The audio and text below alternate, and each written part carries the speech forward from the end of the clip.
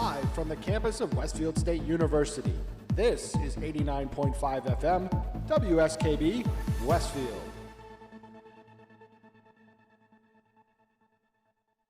Support for the community programming of WSKB is provided by Westfield Bank.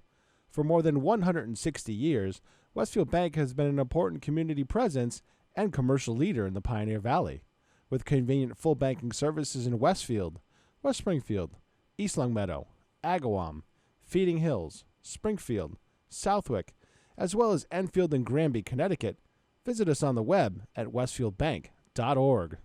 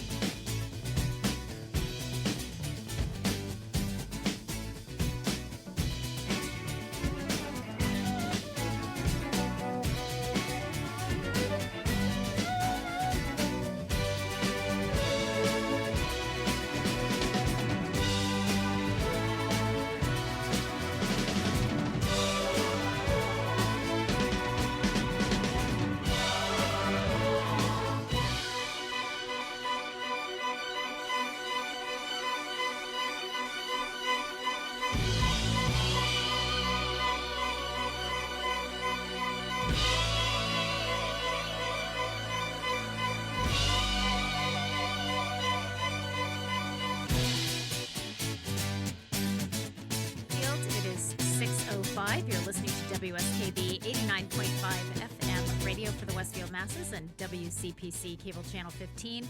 My name is Tina Gorman. I'm your Wake Up Wednesday host, and I am in the studio this morning with the chairman of the board, producer Pete Coles. Good morning, Pete. Good morning. Do you feel? I feel a little discombobulated. That's the word I was going to use. How about you? That's the word I was going to use. God. When I came in, I didn't see the lights on, and I thought, I hadn't turned my phone on yet. And I thought, oh man. Did Pete forget to tell me, or was he out sick? Exactly. And so I'm turning on the phone. I'm like, all right, where is he? And then I saw you come around the corner, Pete, on two wheels, and I said, there he is. Yeah, I got a tough start this morning, too. It was like I couldn't just get moving this morning. Well, I mean, yesterday was a crazy day. We did the morning shows. Yeah. I got about an hour break to get something in my stomach, and then I came back here for noontime to get ready for Bobby G and Company, which was supposed to be a 4-hour show. He had a family emergency, so 1 o'clock comes. Lynn's not here.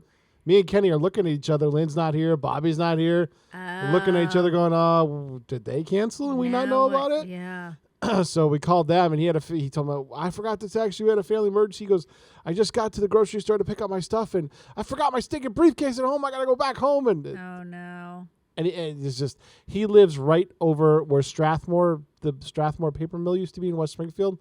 Okay. You go over the railroad tracks and the bridge right into Agawam there. Yep. Oh, yes. He lives on the other side of that bridge. Okay. And the first time he got stuck behind a train, he had to go around. Yep. Then he went back through, and it was fine. It was a comedy of errors. It was just like an Abbott and Costello movie. Right. So instead of a 4-hour show, I think it's about a 3-hour and 40-minute show. So who even came then, yesterday, Pete? I felt badly that I wasn't here. Rick Berry, Bob Plass, Patrick Berry, Michael Buster McMahon, Harry Rock. Wow. Angela Grout and her daughter sang a little bit. Mm-hmm. In by Zoom was Daniel Knappich. Oh, how nice. From his garage. From his garage. Of I course. should have gone over there. Of It's course. Like, run right over there. Okay. Cool. We just had all kinds of people in here. Just people Yeah, rotating in and out. I never really even thought about Joe Zooming. Rouse? Yeah, I never even thought about Zooming. Yeah, but not that it would have mattered. I was like not even at my desk. I was running back and forth. I threw it up at the last minute because Danny said he could. There's no way he'd get here, but he could Zoom. Yeah. Okay, I'm in. Yeah. Yep, yeah. I'm in. Yeah, I didn't. Yeah. So it was a lot of fun. times. We had a lot of cool talking and about a lot of Good, stuff. And good. Alana Flood was going to call in, but apparently Patrick said she got tied up at the last minute. Yeah. She was going to call in from her car. Yeah. We had all kinds of stuff going on Yeah. yesterday. I mean, it's just it was it's a busy time of the year, and we finished with Alice's Restaurant like we normally do as we the day always before. do. Thanksgiving. But I said now that we're actually going to have a new content for Thanksgiving, we'll do it on Thanksgiving now. There it is. There it is. That was nice. Yeah. I'm So glad. and then at 5 o'clock, like literally at 5 o'clock, I had to go to City Hall because we had the hearing for the tax rate, Okay. which Oh, nobody yeah, showed yeah. up at. Okay. It was 2.5 minutes long. Oh, really? And then a regular council meeting at 7. Okay. But I also had Conservation Commission at 6:30, which lasted until 9. I was gonna say, and that's And I had always, to do that at City Hall. The poor That's- custodian over there. That's I always a think good time. he was like, "Why are you still here?" I'm like, "I got a Conservation Commission meeting." He goes, Crazy times. I don't know. It was busy. Yeah, busy. I don't know. I didn't slow down from 5:30 until 9 o'clock. Yeah. Yeah. And you've been going through your own tribulations. Yeah. Well, I mean, it's just lots of Thanksgiving roots, and it was funny because we're selling these raffle tickets. Where the Friends group has a lottery ticket, so we're selling raffle tickets. So today's the last day, right? So it's $100 worth of raffle tickets, and then it's a beautiful Christmas gift box with gift tags and gift bags and Christmas cards and things. That's the giving part. And the taking part is, lottery tickets. So Sure. how fun, right? So anyway, Sandra Fisher, my greeter at the front desk, has been, helping with the fundraising efforts here of the Friends group. So a couple of the pool players came in yesterday. So Sandra said, if you'd like to get some raffle tickets, tomorrow's the last day. Yep. It's $5 for a sheet of tickets. People have been getting them as they come through the lunch line, and of course, as they're coming and going inside the senior center. So one of the pool players said to her, "Well, if I win, like Christmas cards and stuff, well, when would I win?" So Sandra said, "Oh, they're going to draw the name on Thanksgiving Day, and then the winner will be notified on Monday. So you'll know this coming Monday." So the guy goes, "On Thanksgiving Day." And Sandra said, "Yeah, so that's when they're going to pull the winning ticket and they'll make the phone call on Monday." And he goes, "Thanksgiving Day. He goes, think about it. Thanksgiving Day. Nobody's here. Yeah, that's what he's thinking, right? So I happen to be standing not that far away. So I came over and I said, yes, Thanksgiving Day, because I will be here and Mary Lou will be here. Because I said, we serve over 100 meals to our homebound seniors on Thanksgiving morning. I said, so yes, I'm picking the ticket, as I did last year on Thanksgiving Day. And he said, oh. He said, I didn't think anybody would be here. So I left. And so Sandra said to me later, she said, he felt so badly that you had to come to work on Thanksgiving Day that he bought 2 sheets of raffle tickets. I said, ooh, Sandra, a new one. We can play the sympathy card. So, Oh, boy. But anyway, thank you to everybody who has supported it. It's really been a lot of fun. The seniors have jumped in, and I am actually kind of excited to pick that winning ticket tomorrow. I think it's going to be great. So thank you to that. And as I mentioned, we're only open till noon. All of the City Hall offices will be closing at 12 today, and that includes us. My half day's over at 11. Sorry. There I come in a little earlier. Yeah, there you are. Well, Mary Lou and I will still be here this afternoon boxing up tomorrow's lunches, but we figure we'll be doing it with no one coming in, the phone not ringing, so we ought to be able to, kind of bang it through kind of quickly. I have to run 2 pies down to Connecticut for my girlfriend. So. Oh, yes. Because culinary had their pie distribution yesterday because today's no school. So I wasn't sure. I was going to ask you on the way in if they had a half day or if it was no school. No school. Oh, yeah, no school. But that makes a lot of sense. It's just people easier. are traveling, and good grief, half the kids wouldn't be here anyway. Right. Yeah, it's just Right. easier that way. Yeah. All right. So, we have lots of stuff to talk about, with all the Thanksgiving plans and all things like that going on. So I have to tell you about the rest of my Thanksgiving Day tomorrow because I am really actually really excited about this. So, but before we do that, we're going to be taking a break soon. So I have to do our first birthday so that people know why I'm playing the song that I've chosen. So today is November 24th, and it is the birthday of guitarist and singer Chris Hayes. He was born on this day in 1957, a great year for people to be born, I might add. Jack Curdy and I were born in 1957. He was born in Sacramento, California. He's 64 years old. Guitarist Chris Hayes is a founding member of the band Huey Lewis and the News. He performed with the band from 1979 to 2000. Huey Lewis and the News had a run of hit singles during the 1980s and the early 1990s, eventually achieving 19 top 10 singles across the Billboard Hot 100 adult contemporary and mainstream rock charts. Their song, The Power of Love, was a #1 U.S. hit and featured in the 1985 film Back to the Future, for which they also recorded the song Back in Time. The Power of Love earned Chris Hayes, Johnny Calla, and Huey Lewis, the song's composers, an Academy Award nomination for Best Original Song in 1986.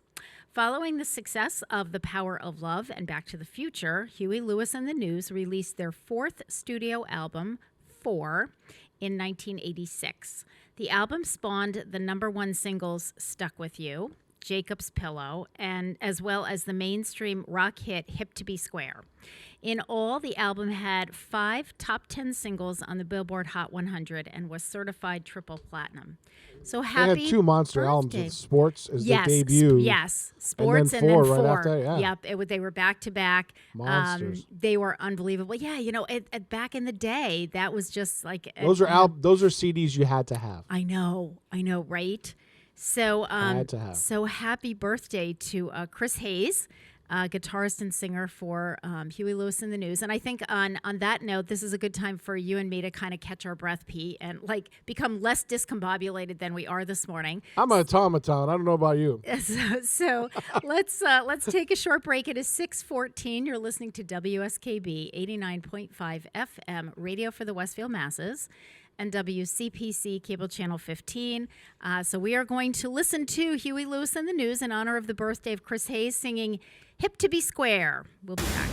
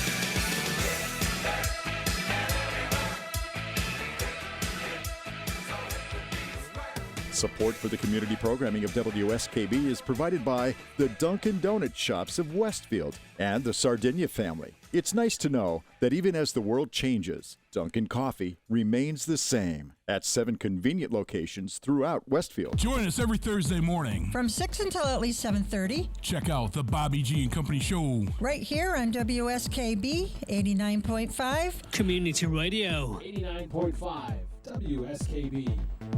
Live from Studio 120 at Westfield Technical Academy, this is WCPC Channel 15 at 89.5 FM, WSKB Westfield. Good morning, Westfield. It is 6:18. You're listening to WSKB 89.5 FM radio for the Westfield masses and WCPC Cable Channel 15. My name is Tina Gorman. I'm your Wake Up Wednesday host, and I am in the studio this morning with the chairman of the board, producer Pete Coles. Good morning again, Pete. Good morning. So I'm a digital pack rat. Okay. I brought these out during the show yesterday. Okay. Wednesdays take a different turn from 8 to 10 with Mayor Dan and a view from the corner office. Community. And then this one. He rules the roost on Thursday from 6 till 10.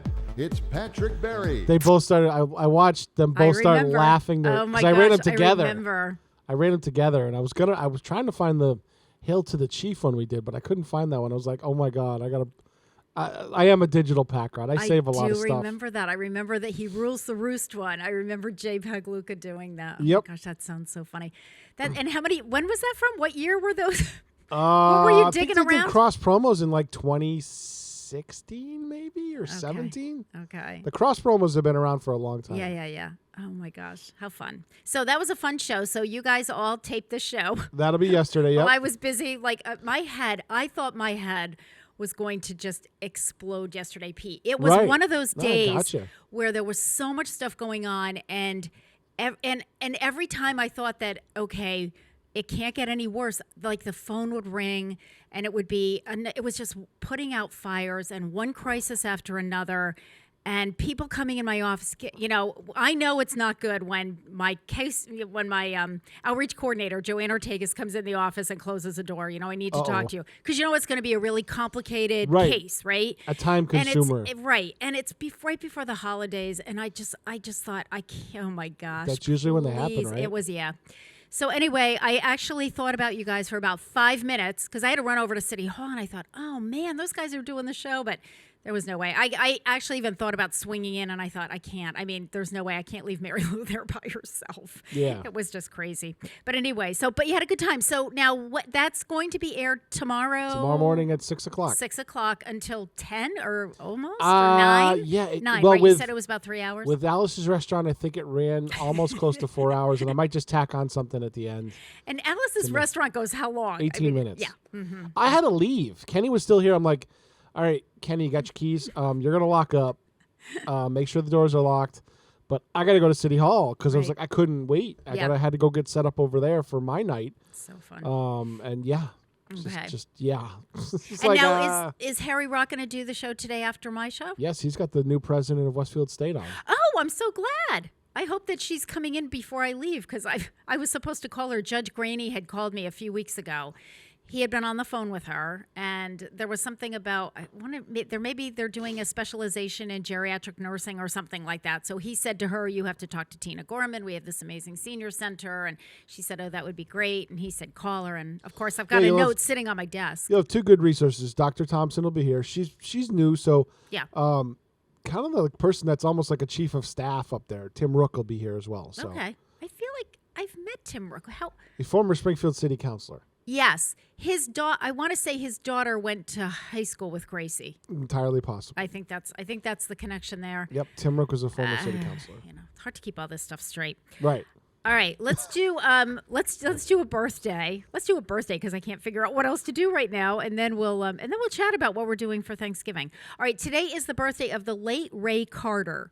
Ray Carter was a composer, conductor, pianist, arranger, and author. He was born on this day in 1901 in Chicago, Illinois. He died in 1982 at the age of 73. Now, the reason that I bring up Ray Carter is because if you recall, I believe it was about a month ago, it was the birthday of Catherine Murray. from the Murray Dance Studios. She was the wife of Arthur Murray. Well, Ray Carter was the orchestral leader for the Arthur Murray Dance Party. Really? And that was that television show, and it ran for 10 years, and we had talked about that last month. So I wanted to dive into this a little bit more. So the Arthur Murray Party, it was called different things because it was on all of the major networks at one time or another during its 10-year stint. So this was an American television variety show which ran from July of 1950 to September of 1960. So I know a lot of my seniors will remember this. The show was hosted by famous dancers Arthur and Catherine Murray and was basically one long advertisement for their chain of dance studios. It was like a weekly infomercial, Pete. No. Each week, the couple performed a mystery dance, and the viewer who correctly identified the dance would receive 2 free lessons at a local Arthur Murray studio.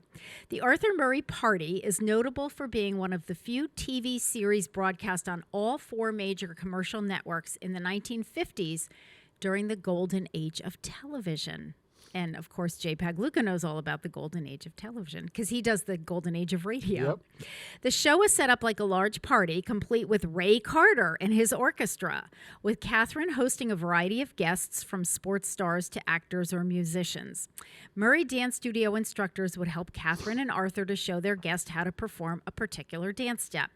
For 10 years, as it moved from time slot to time slot and station to station, the Arthur Murray Dance Party, sometimes called the Arthur Murray Show and the Arthur Murray Party, continued to generate a loyal viewing audience who remained faithful to the show the entire time.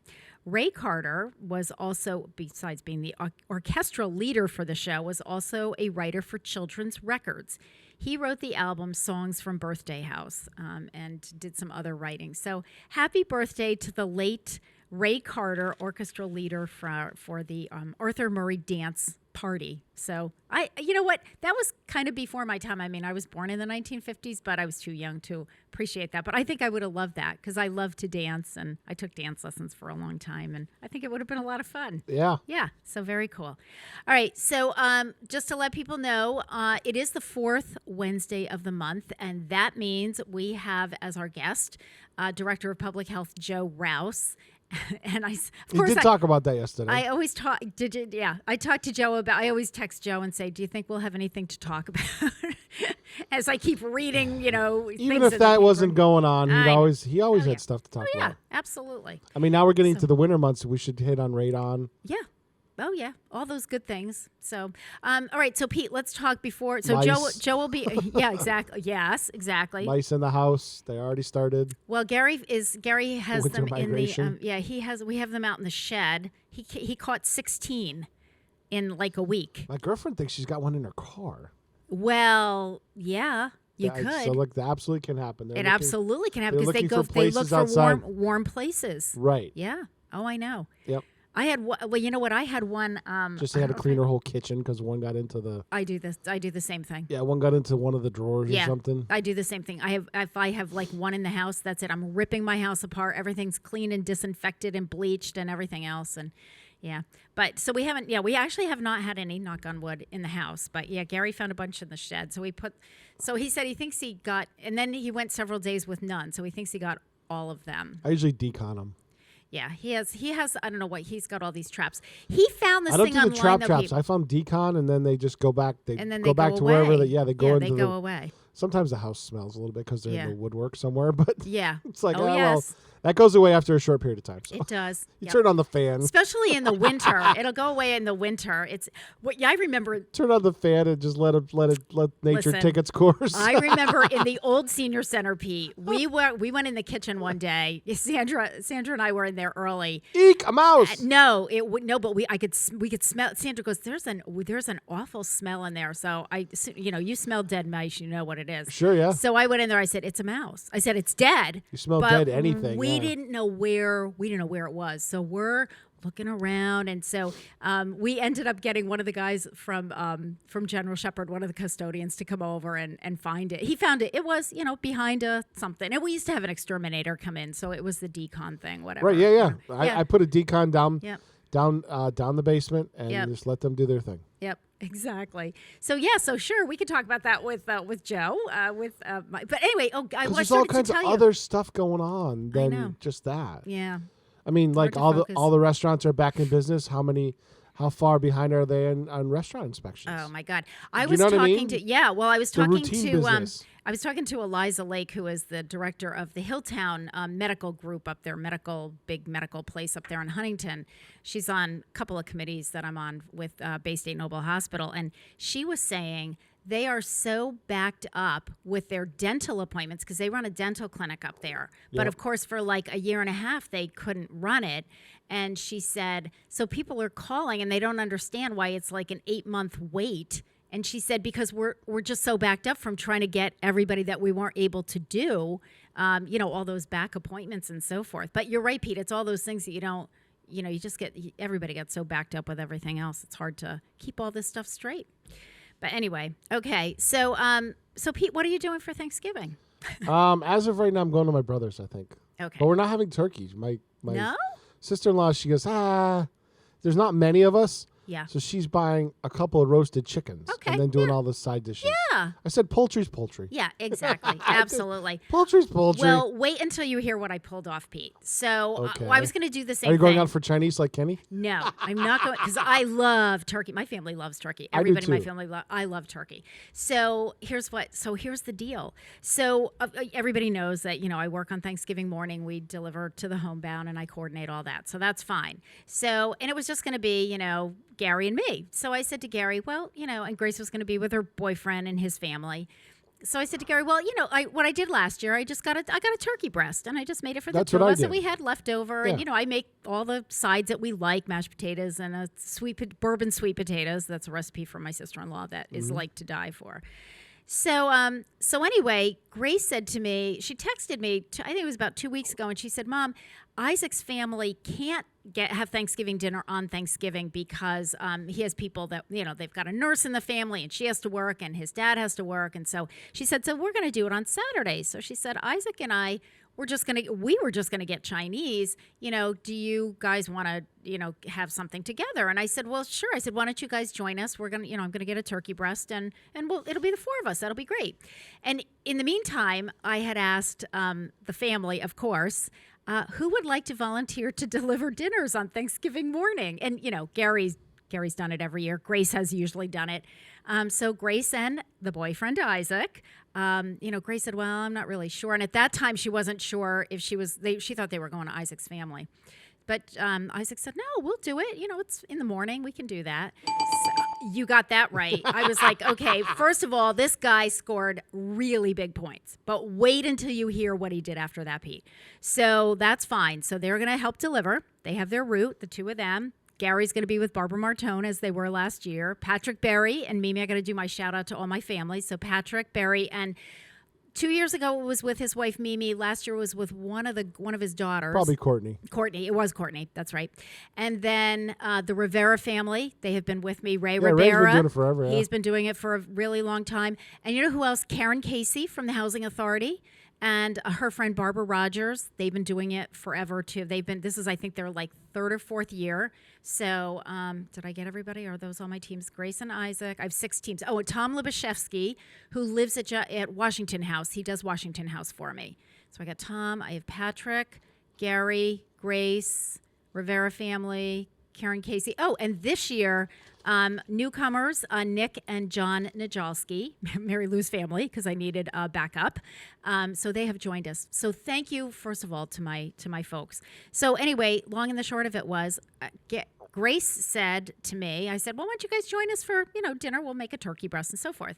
So Gracie says to me, she texted me last week, I guess, and she said, Isaac said he'll whatever you want him to make, he'll make as much of the meal as you want him to. Isaac, by the way, went to culinary school. Nice. He was Don't make the turkey. He was in the service, right? Buy a turkey. Yeah. So, I had already ordered the turkey from the butcher shop, but I said to Grace, really? He'll do as much. I said, I'll tell you what. I'll do the mashed potatoes and the sweet potatoes because the sweet potatoes family recipe. I said, how about if Isaac does the turkey and whatever side dishes you guys want, whatever else you want. So that's the deal. And I said to Grace, because she's the baker in the family, I said, and you can make dessert. So that's how great is this, Pete? So it's like, Yeah, sure. So tonight I'll make the mashed potatoes and the sweet potatoes, get those ready for tomorrow, and I'm done. I have a culinary, and Grace said, oh, Isaac's been poring over different recipes because he wants to make it special. But this is the best part of it. Isaac said to Grace the other day, it would really be a lot simpler if your parents just came over here, unless they're really married to being at their house. I was like, and Grace goes, oh, I don't know if my parents are going to want to, not be at home for Thanksgiving dinner. I said, hell yeah, I don't have to clean up. I'm Exactly. good. I said, are you kidding me? Good. I bought some nice napkins. I said, here's my contribution. I'll bring some dishes. And I said, I am all about this. So I've been promising something to somebody for a long time.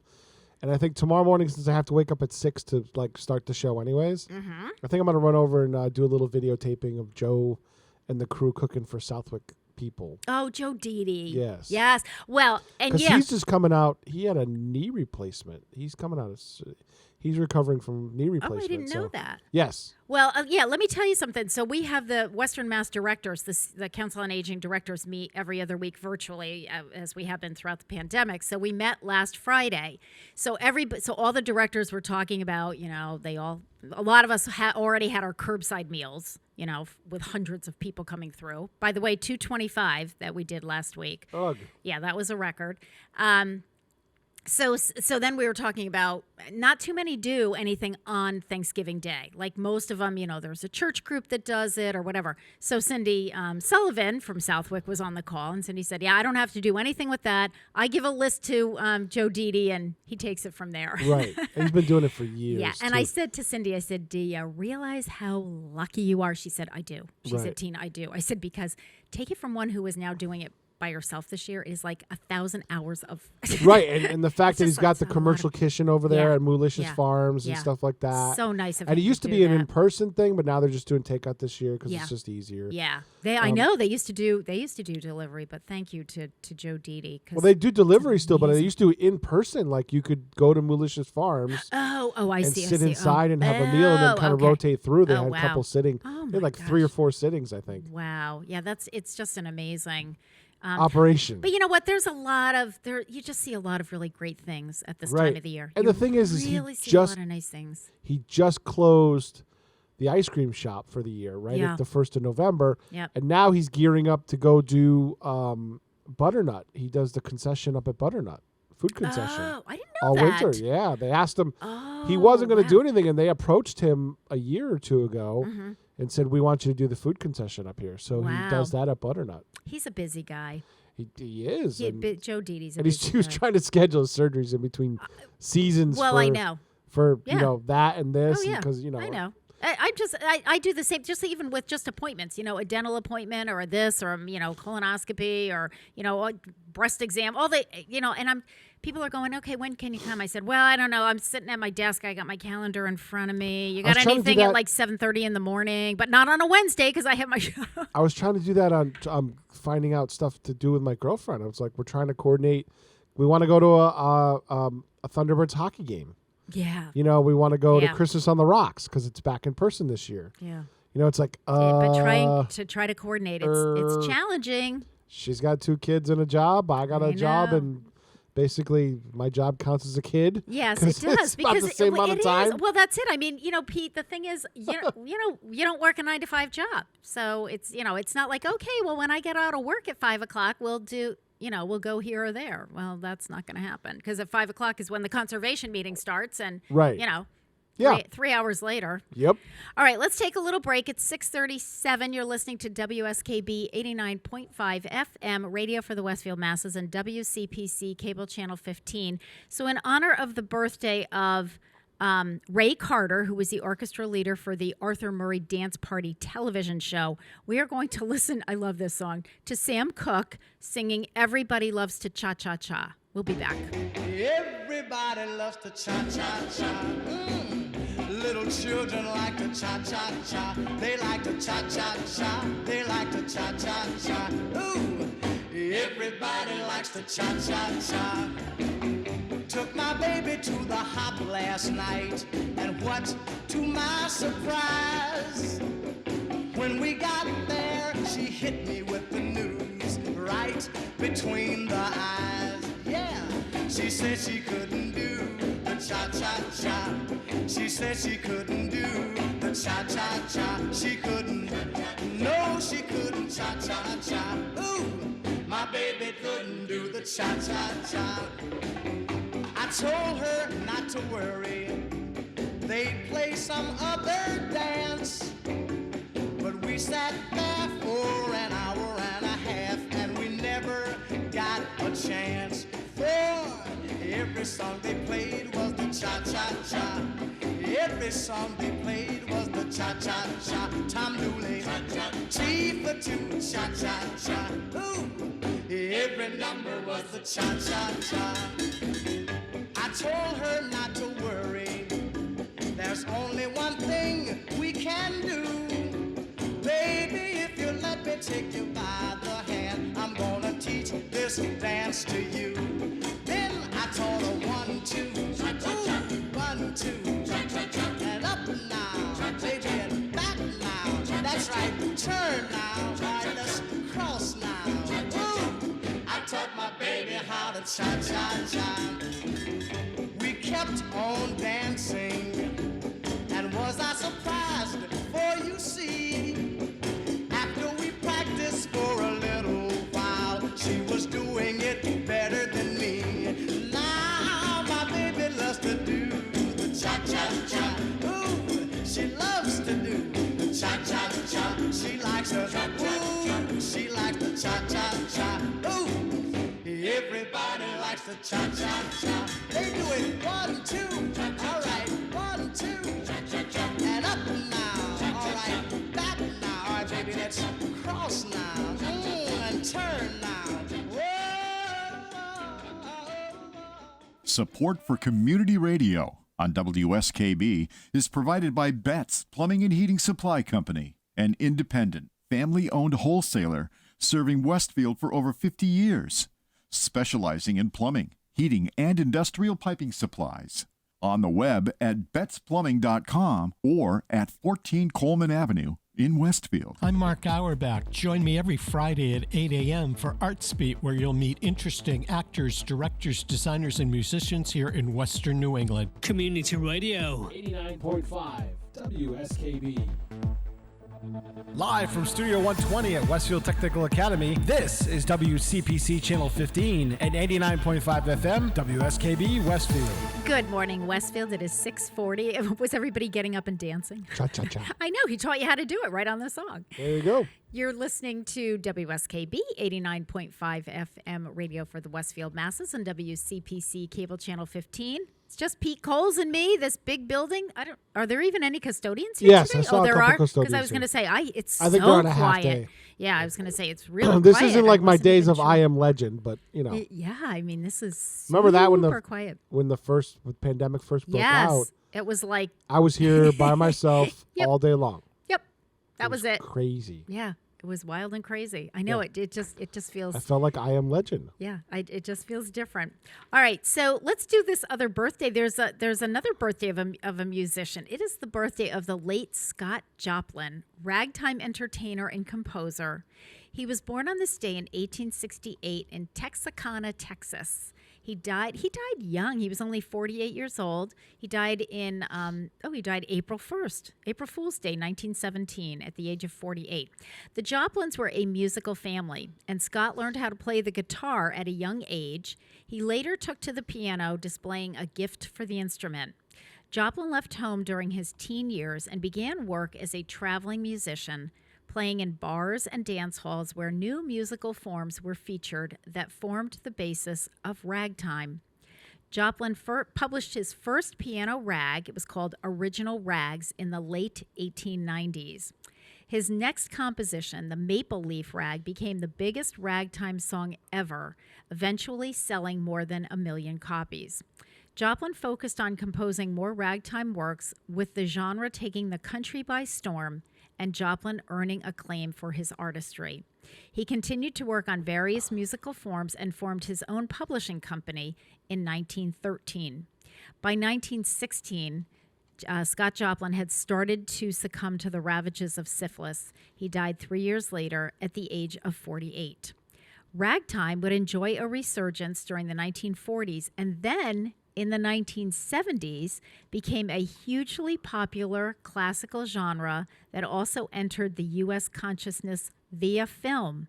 Scott Joplin's piece, The Entertainer, became the theme song for The Sting, starring Paul Newman and Robert Redford. And that, that song, I was going to play the Maple Leaf Rag because that was his first big hit. And when I listened to it, I didn't know. When I listened to it, as soon as it started playing, I went, "Oh yeah, I know that melody." Yeah. You know that melody." But then, I thought, but everybody's going to know The Entertainer from the movie The Sting. That was it was a great flick. And so Marvin Hamlish redid the song for the movie. Yeah, I know it wasn't Scott Joplin. They didn't play the original for the movie, Yeah. but that ended up on the That on the charted pop too, charts and everything. Yeah, that Yep. became mainstream. So that was kind of cool because it did sort of bring ragtime back. Back when so. instrumentals could actually make the charts. I know. There were, I think the last instrumental that I know that made the charts was Axel F, maybe? There might have been one in between, but I don't know, that but was you know part what? of a movie soundtrack too. I was listening to Sirius Radio on my way in. It was probably about 3 weeks ago, and they were doing a special on the 60s channel, but they had talked about somebody had done a special on just instrumentals that made it really big, like in the, I don't know whether it was the 50s and 60s or the 60s, and they started naming just some of them, and I thought, oh yeah, you think of some of them were movie themes, like Born Free and Theme from a Summer Place, theme from a Summer Place, theme from Love Story, Theme, yeah, I mean there were Chariots of Fire, yep, exactly. I mean that was fun. That would be a good theme. Buster McMahon could do that for technically his they show. said The Hustle is a instrumental, But it's not. They chant, Do the Hustle. Do the hustle. That's, it's like yeah. every, The Good, the Bad, and the Ugly. I don't know that. I'd have to listen to. I'd have to Oh. listen to a few bars, and then I'd go, oh yeah. Okay, hold on. Okay. You talk for a second. All right. Okay. So I'll tell you what. Let me see. Lucky Lottery fundraiser. What else do we have? Oh, well, speaking of all this music, while Pete finds that, I just want to remind folks that the entertainment for the month of November on Channel 15 to live stream it, or you can pop it up on YouTube, is Sarah the Fiddler, and she is honoring veterans and giving thanks with her concert, and that will be played. Oh, there it is, Pete. Yes, yeah. I mean, I said, a lot of these, it's like I don't recognize the name. Yeah, as soon as you play it. And what was the name of that one? The Good, the Bad, and the Ugly. It's from the movie of the same name. It's the Okay. title track. I don't remember the movie, but the song, of course. Clint Eastwood? And when? It's a Clint Eastwood movie. Yeah, I wasn't a huge. It's one of the spaghetti westerns. When was that? When was that song popular? When did that come out? Let's see, 1968. Okay.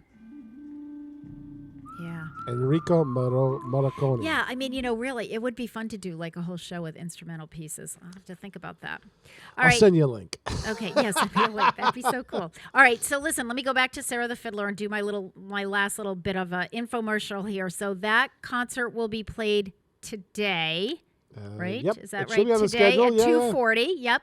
And then Saturday at 6:00. And then Pete, I think you were going to play it also on Thanksgiving Day. So in the afternoon.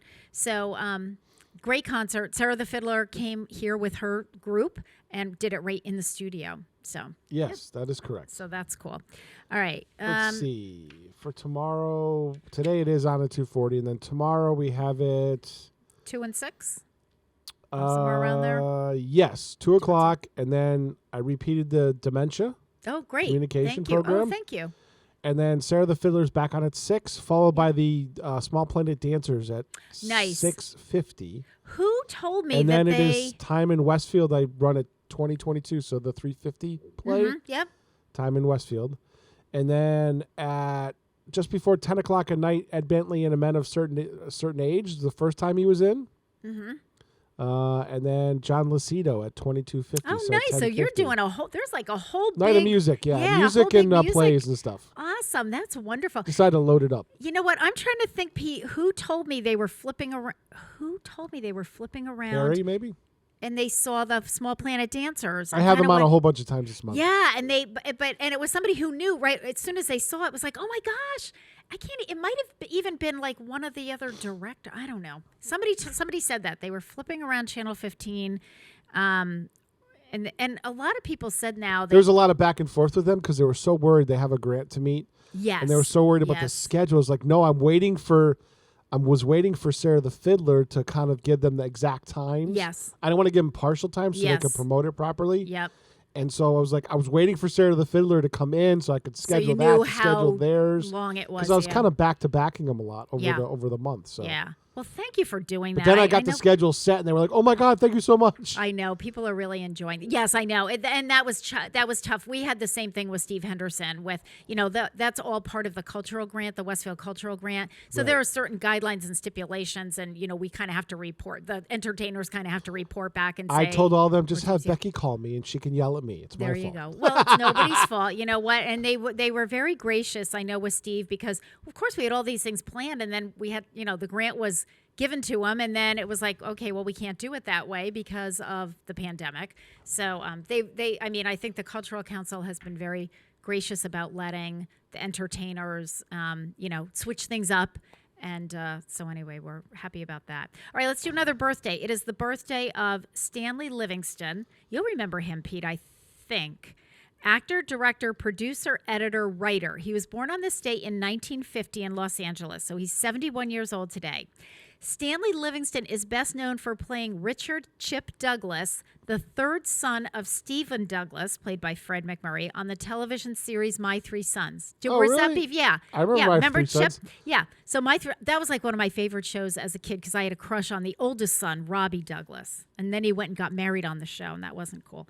Anyway, Stanley Livingston and Fred McMurray were the only actors in the cast who appeared throughout the entire series, which ran, I didn't realize it ran this long. It ran from 1960 to 1972. I believe that. I remember seeing in reruns when I was a kid. I have to tell you, if you had asked me, I would have said it probably ran about 5 years. I didn't realize it was on for 12 years. ABC broadcast the show from 1960 through 1965, and then the series moved to CBS until the end of its run on April 13th, 1972. Yeah, and then the big arms coming out. It's almost a ragtime, too. Remember, it was like the arms would come out and it would be the name of the next actor. Yeah. And then I love that show. That's almost a ragtime song. It kind of is. Yeah, it is.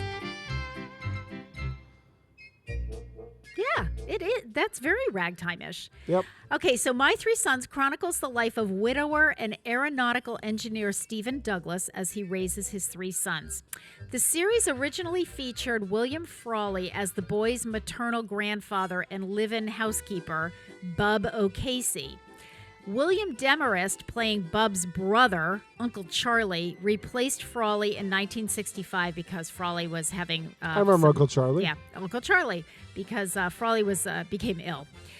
In September of 1965, when the show moved from ABC to CBS and began to be filmed in color, the eldest son, Mike, Tommy Considine, married fiancée Sally Ann Morrison, and his character was written out of the show. To keep the emphasis on three sons, youngest son Chip's friend Ernie was adopted. Chip, played by Stanley Livingston, and Ernie, played by Barry Livingston, actually are brothers in real life. So they played adoptive brothers on the show. Yeah. In the program's later years, Stephen Douglas married Barbara Harper.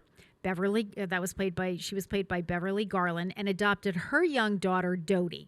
Following My Three Sons, Stanley Livingston directed and produced several documentaries. So, happy birthday to Chip Chip Douglas from My Three Sons. Okay. It is also the birthday of the late Todd Beamer. Todd Beamer was a salesman. Does that name ring Absolutely, about? Flight 77. There you go. I know those names. As soon as I saw the name, I was like, I know him. Because for a while, I think everybody. He was born on this date in 1968 in Flint, Michigan. He died on September 11th, 2001, at the age of 32. Todd Morgan Beamer was an American passenger aboard United Airlines Flight 93, which was hijacked and crashed as part of the September 11th attacks in 2001. Beamer's work required him to travel up to 4 times a month, sometimes for as long as a week. In 2001, he earned a 5-day trip to Italy with his wife for being a tops sales performer. They returned home on Monday, September 10th at 5 p.m. Oh, jeez. Wait till you hear this. Although Beamer could have left that night for a Tuesday business meeting in California, he opted instead to spend time with his pregnant wife, who was due with their third child the following January. He left home at 6:15 a.m. the next morning to take an early flight from Newark to San Francisco to meet with representatives of the Sony Corporation at 1 p.m., and he was planning to return on a red-eye flight that night. At 9:25 a.m., Flight 93 was above eastern Ohio, and its pilot radioed Cleveland controllers to inquire about an alert that had been flashed on his cockpit computer screen to, quote, be aware of cockpit intrusion. 3 minutes later, Cleveland controllers could hear screams over the cockpit's open microphone, and moments later, the hijackers took over the plane's controls, disengaged the autopilot, and told passengers to stay seated. They had a bomb on board. Beamer and the other passengers were herded into the back of the plane. Within 6 minutes, the plane changed course and was heading for Washington, D.C. Todd Beamer was one of the passengers who attempted to regain control of the aircraft from the hijackers. During the struggle, the Boeing 757 lost control and crashed into a field in Stony Creek Township near Shanksville, Pennsylvania, killing everyone on board, but saving the hijackers' intended target and additional victims. And we know that they were heading to Washington, D.C., presumably to the Capitol. They were headed for the Capitol. Capitol, yeah. Yeah, that's one of the places I want to visit, the memorial. In Shanksville, Pennsylvania? Yes. You know what? Now, do you That's know one of the where places. it is? I mean, Pennsylvania is a big state. Do you know where in the state it is? I never looked up where Shanksville is. What's the closest city or larger place? Hold on, I'm looking. Well, I'll tell you what. While you look for that, let's take a break. It is 6:54. You're listening to WSKB 89.5 FM radio for the Westfield Masses and WCPC cable channel 15. So while Pete looks that up, we're going to listen to Scott Joplin's piece, "The Entertainer." We'll be back.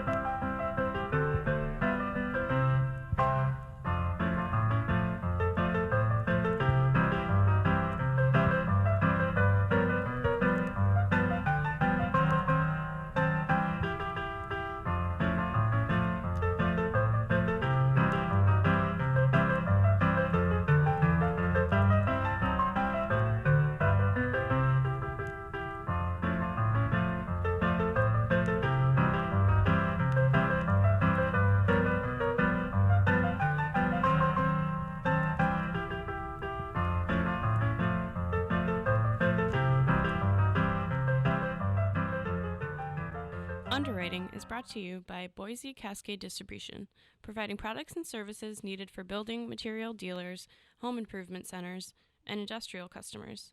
They offer everything from engineered wood and plywood to Drex decking and railing, James Hardie siding, and Advantech subfloor.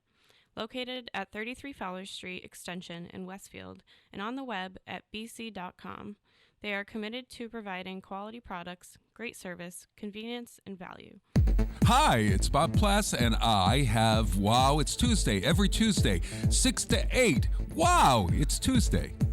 Community Radio. 89.5 WSKB. I did it! Live from Studio 120 at Westfield Technical Academy, this is WCPC Channel 15 and 89.5 FM, WSKB Westfield. Good morning, Westfield. It is 6:59. You're listening to WSKB 89.5 FM radio for the Westfield masses and WCPC Cable Channel 15. My name is Tina Gorman. I'm your Wake Up Wednesday host, and in the studio with me this morning is the chairman of the board, producer Pete Cole. So, Pete, did you get our trivia question here about where Shanksville, Pennsylvania is? I can show you. Oh my God. We have a graphic. It's halfway between Pittsburgh and D.C., or third of the way. Okay. So there's Pittsburgh up in the left-hand corner. Got it. Yep. The pin mark is where the Flight 93 Memorial is. Okay. And then there's D.C. right there. Very good. Okay.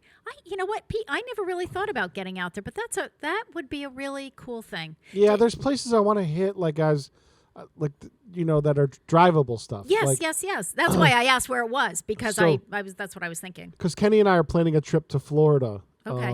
In February, so we're going to be gone for like 10 days. Okay. But we're going to be potentially covering 3 launches in 10 days. Wow. So there's SLS, an Atlas 5 mission, 12th, 16th, and then an Antares mission on the 19th. And obviously schedules change. But yes, yeah. But the big one we want to catch is SLS, because that's the new Saturn V style rocket. And now is that, are all 3 of these down in Florida? No, 2 of them in Florida. Antares is in Virginia. Okay. But that'll be on the way back. Okay. Got it. But we're going to drive, because we're going to carry all the gear. And I think we're going to take a train down and then drive back. Right. Like we did for crew crew 1. Yep.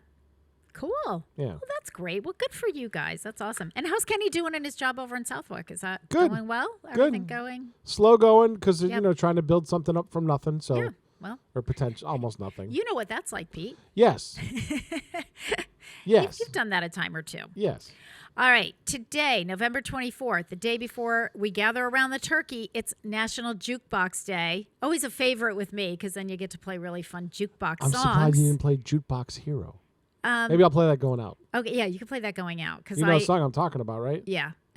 Yes, and I particularly like the 7:30 song that I have, which I found last year, and we played this last year. But it's the perfect combination of a jukebox song and a song with the name Joe in it. Okay. All right. So on the day before gathering around the turkey, gather around the nearest jukebox to celebrate National Jukebox Day.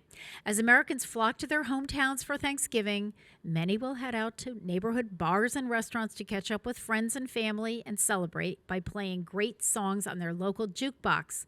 The name jukebox is thought to originate from places called juke houses or juke joints, which were establishments in the early 1900s where people congregated to drink and listen to music. In 1889, the first coin-operated player was invented in San Francisco by Lewis Glass and his partner William S. Arnold, both managers of the Pacific Phonograph Company.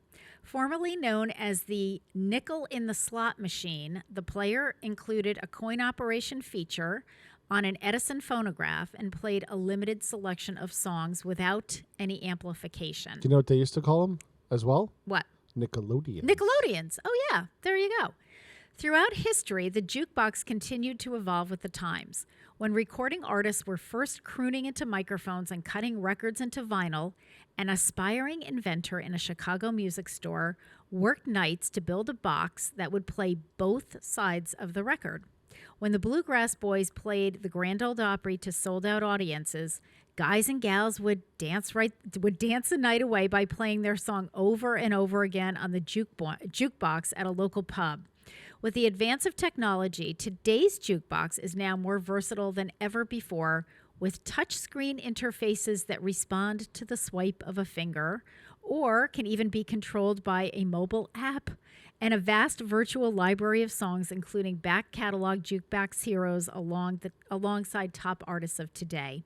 Throughout each era, from big band and jazz, country and blues, to rock and roll, acoustic, electric, and everything in between, the jukebox has played it all. So, happy National Jukebox Day. Very cool. All right. Onward to business. Oh, well, it's 7:04. We'll take our top of the hour break. Then we'll do a few announcements, and then Joe Rouse will be joining us at around 7:15. So it is 7:04. You're listening to WSKB 89.5 FM radio for the Westfield masses and WCPC cable channel 15. We'll take our top of the hour break, and we will be right back.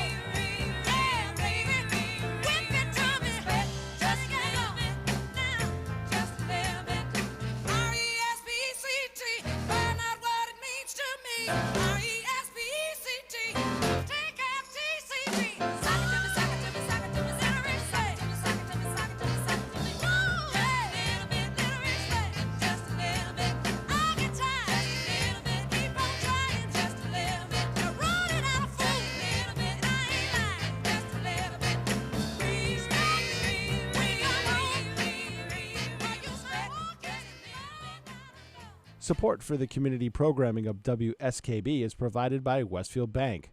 For more than 160 years, Westfield Bank has been an important community presence and commercial leader in the Pioneer Valley, with convenient full banking services in Westfield, West Springfield, East Longmeadow, Agawam, Feeding Hills, Springfield, Southwick, as well as Enfield and Granby, Connecticut.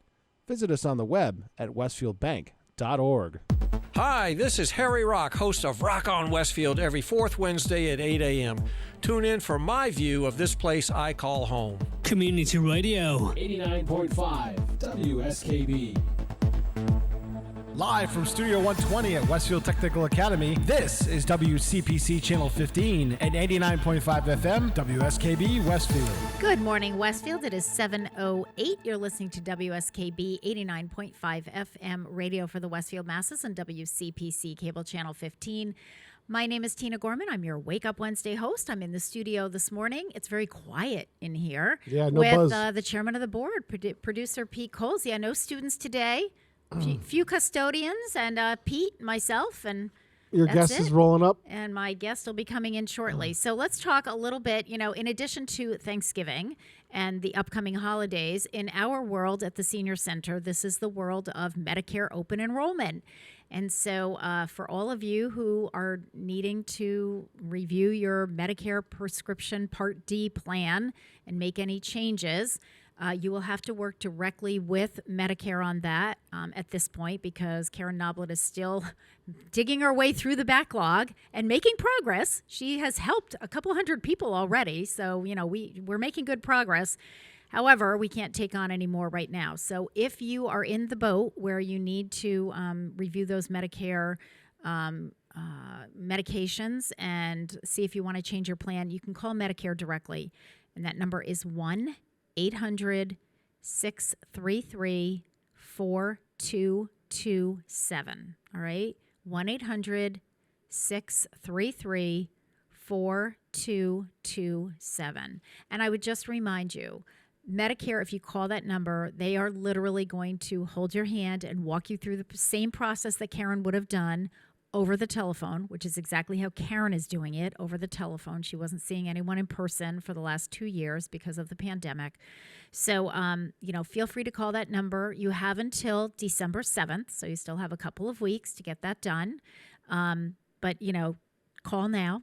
And, again, folks, I just really want to caution you. I know that you are seeing, lots of ads on television, and you're getting things in the mail and flyers, and just shred all the stuff you get in the mail. Ignore all the things you're seeing on television, because most of those really all of those ads they're sales ads, okay? They're just insurance companies trying to sell you their product, which may or may not be the best for you. So you really want to work with someone who's impartial, who can look at the medications that you're taking, look at the current plan that you're on, and either say, yep, everything's good, you can just stay right on the same plan, or you know what?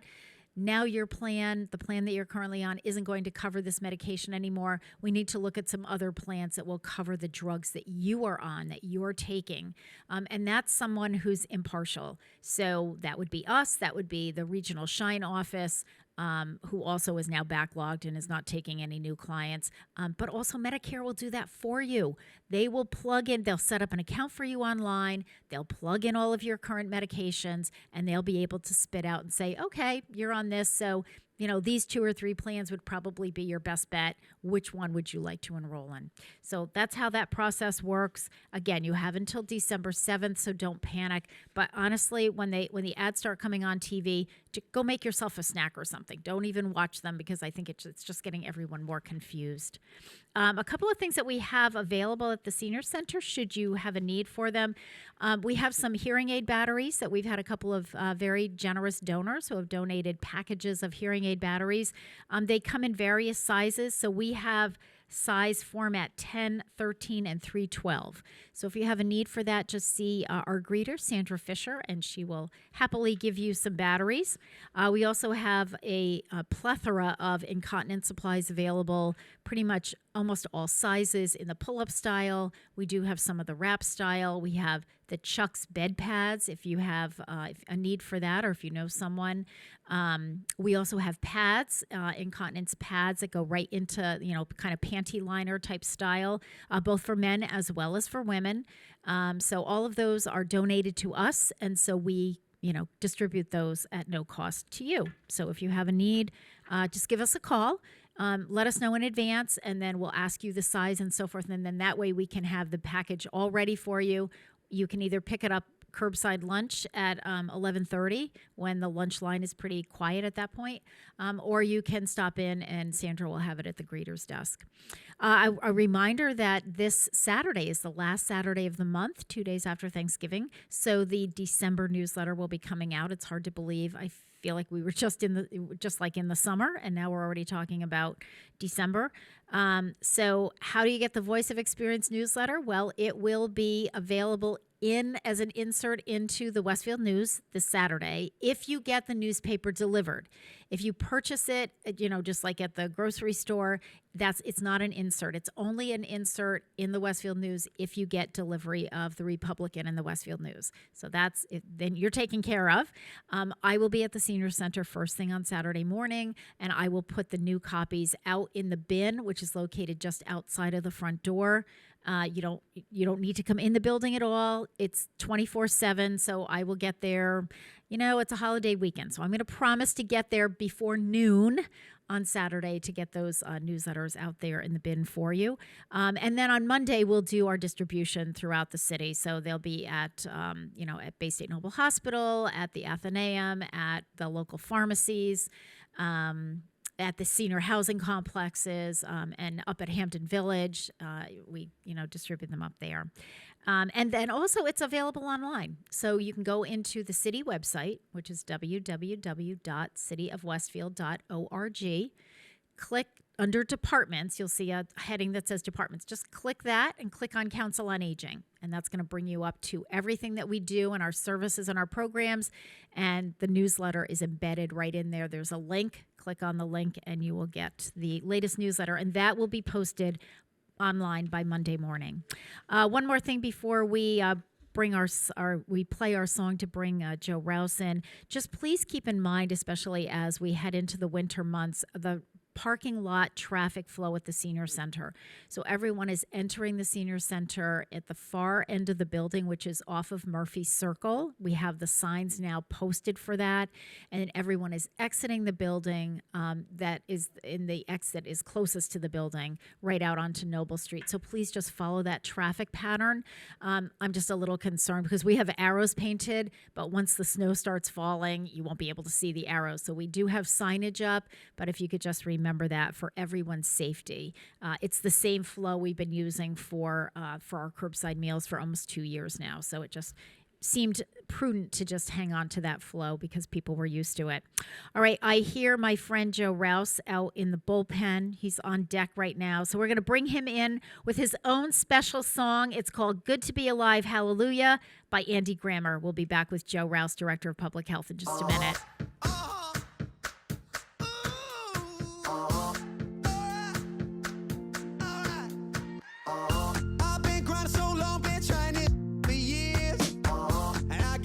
Show just climbing this rope right here. And if there's a man upstairs, he kept bringing me rain. But I've been sending up prayers and something's changed. I think I finally found my hallelujah. I've been waiting for this moment all my life. Now all my dreams are coming true, yeah. I've been waiting for this moment. It's good to be alive right about now.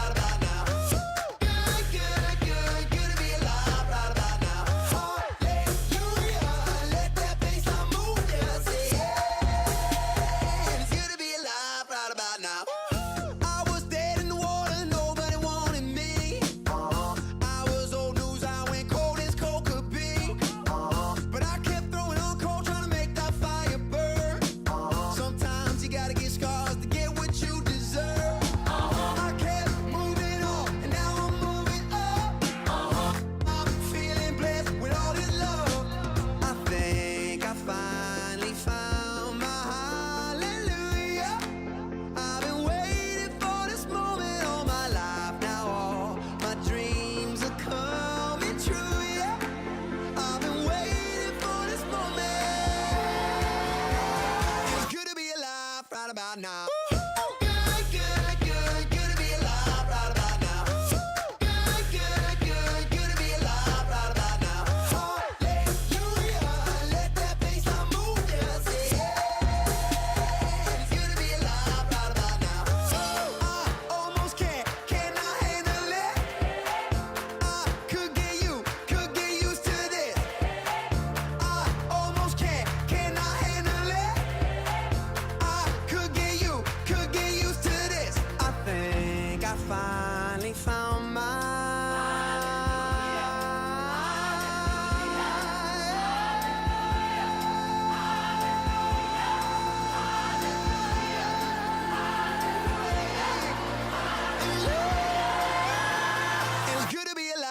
About now.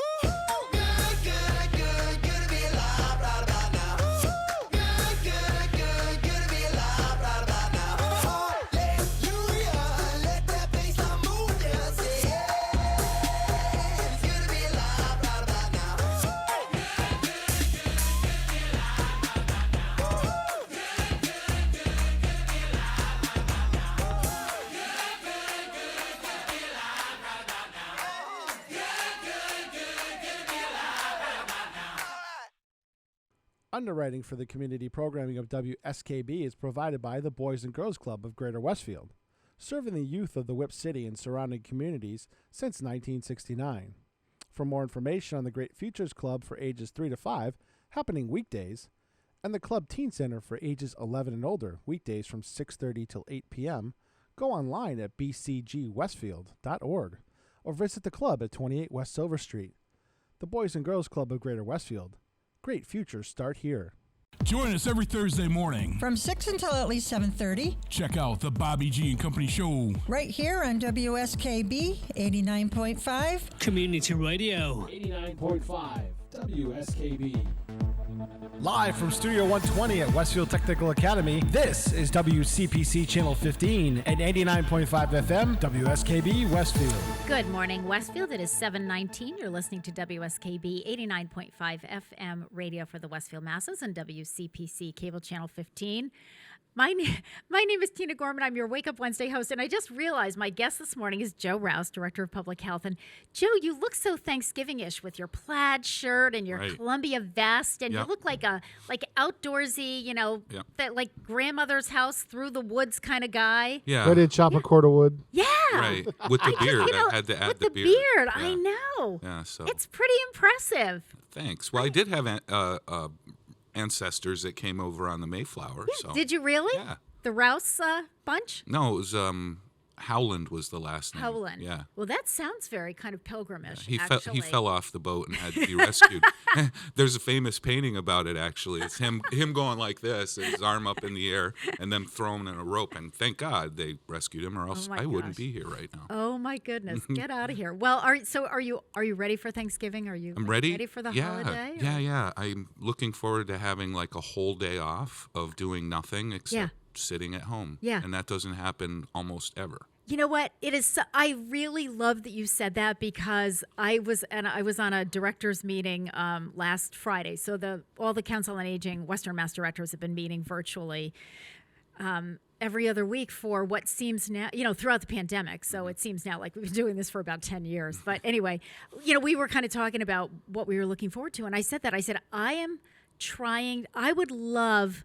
But I don't think this is going to be accomplished. But I said I would just love to have like 2 days back to back where I don't go in the office. Like it's not going to happen. But I will have 2 days. They won't be back to back. Segmented. Yeah, I'll have them so Friday and Sunday, because Saturday I have to go in because it's a newsletter day, and tomorrow I'm working in the morning. But but the same thing. I just was like, but 2 whole days, like 2 whole days on a weekend. I can't wait. I'm excited. Remember. I know, and I said change the locks on the senior center, please. I know, right? I'm not going in Friday. I'm not going in Sunday. That's it. I have like a laundry list of just like fun things that I like to do around the holidays. Just start my outdoor decorating and my Christmas cards, and I have all kinds of things that I want to do. Yeah, it's going to be good. It's just and we're going to actually do like a Thanksgiving Eve at my mother's to do the dinner part. Yeah. And I said yesterday, there's really only 2 days out of the whole year where there's a 99% chance I'm not going to get called out to have to go do something. Yes. And that's Thanksgiving and Christmas. So I want to just stay home. I don't ever do that. So, and I'll probably get really bored and then wind up going out and trying to find something to do. I have no idea what's going on. You might not though. You might Maybe I'll just nap. I know. I've found the power of napping. Oh, I just want to be able to just sleep in a little bit. Like sleeping in would be till like 8 in the morning. I would take that. 8:30. You won't be able to. You won't be able to. You're automatic. Well, you know what my problem is though I can't, like a lot of people can wake up and then fall back to sleep, but when my problem is if I wake up and then the brain chatter starts, because I come up with my best ideas for the senior center, like either in the shower or in the middle of the night, or now I just keep a little pad by my bed so that I can just jot something down and say, okay, Tina, now go back to sleep. You won't forget this. You wrote it down. We'll tackle this in the morning. But anyway, so, that sounds great. Sounds like a good Looking good forward thing. to it. Need a little break. Really? You think? Yeah. I don't understand. I know. So it's not good. I know. It's like, I don't even, where do you want to start, Joe? So, what do you want to talk about? So with COVID, right? We'll just get that out of the way. That's the elephant in the room. Let's just talk about whatever's going on here. Our numbers are horrible again. The cases are going up. They've kind of leveled out. Today is when I do another report. I think we're going to go up from 99 that we were at last week. Yep. And that is horribly concerning because we should not be anywhere near where we are now. And it's all as a result of low vaccination percentage. So we're trying to push that more. We have people now that are moving away from so much of contact tracing. I think we might talked about that. Before. Yep. But and I talked about that in the parking lot when we had our meeting a couple weeks ago. Right. No, I'm in my car and Joe's standing next to me, and I'm like, "Hey, we've been trying to connect for like 2 weeks, so here it is." So it'll be interesting that hopefully we'll be able to boost the vaccination percentage. The problem is right now is that it's getting into the kid population, so the school age kid population.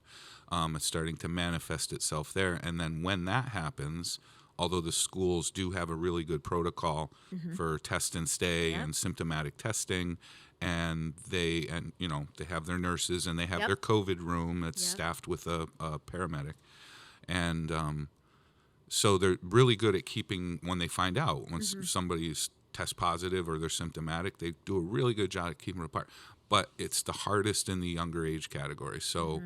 Even a preschool sort of thing, we were seeing a lot of clusters in preschools because those kids, they're crawling all over each other. Mask, it turns into a hat in about 5 seconds, so it doesn't matter. But we saw a little bit of spike there, and then that kind of resolved itself. But now it's starting in the older kids and also the ones that are eligible to be vaccinated. So now the 5 to 11-year-olds, they can get vaccinated. It hasn't been enough time yet for them to be fully vaccinated because they have same thing. They have to wait 30 days between doses. Yep. And so that's going okay. And a weird thing that happened though is we had a 55% vaccination rate that all of a sudden dropped in 1 week down to 50%. Right, because you've added those that are eligible who clearly haven't been vaccinated yet because they just became eligible. So when they do the percentage, it's the percentage of people who are eligible to be vaccinated, and so. But that should have happened in every city and town across the Commonwealth. It did. It's. But I saw it and I went, "What is going on?" Wait a minute. Wait, people what did they do? Purge the vaccine out of their body or something? But it was because of the increased pool of candidates. So.